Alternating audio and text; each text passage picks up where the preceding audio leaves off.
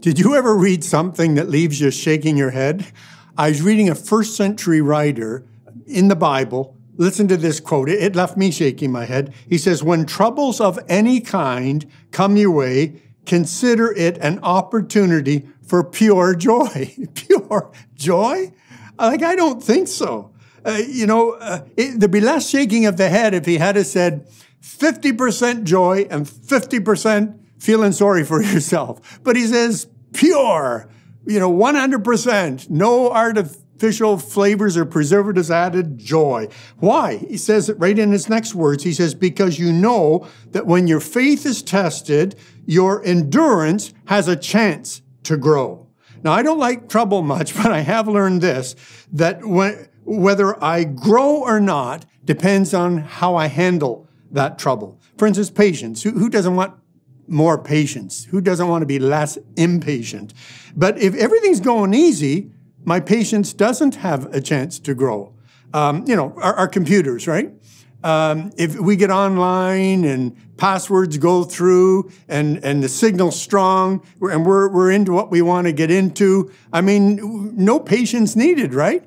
But if the signal's not there, we can't get online, the password gets mixed up, or worse of all, our computer freezes, then we have a chance to grow. Because the only way my patience grows is if I am in a situation where the amount of patience I presently have is not enough.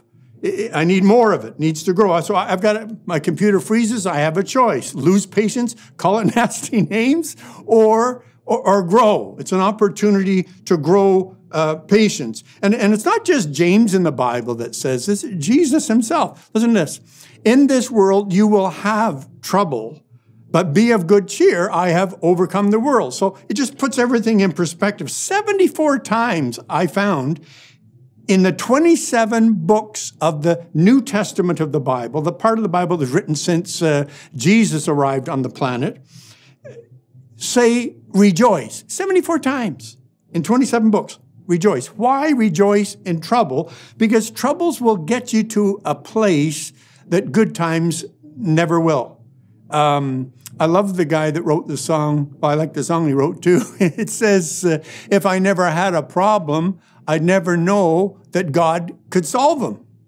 And it reminded me of a story, a silly story I heard years ago about this farmer that had a donkey and used it for work on the farm until he got a tractor. And then, of course, the donkey's useless. One day, the donkey that had been out grazing in the field fell down into the ravine where the farmer used to daily dump his garbage.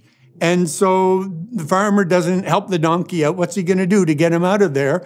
And so he just keeps daily going out there dumping garbage down the ravine. You know what the donkey did when the garbage was dumped on him? He shook it off. He stepped on it, and he would rise a little bit higher. Day after day, more garbage comes down. What does the donkey do? He shakes it off. He steps on it. He rises a little higher. One day, the farmer's coming out to dump more garbage out, driving his tractor. What's that grazing out there in the field?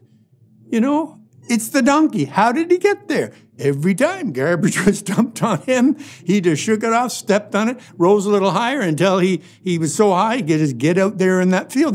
That's exactly what happens when we rejoice, when stuff gets dumped on us in life, because we know that God can bring something good out of it. Our patience grows. We get strong. We rise higher in our lives. Here's a verse that won't leave you shaking your head. Our God is a very present help in time of trouble.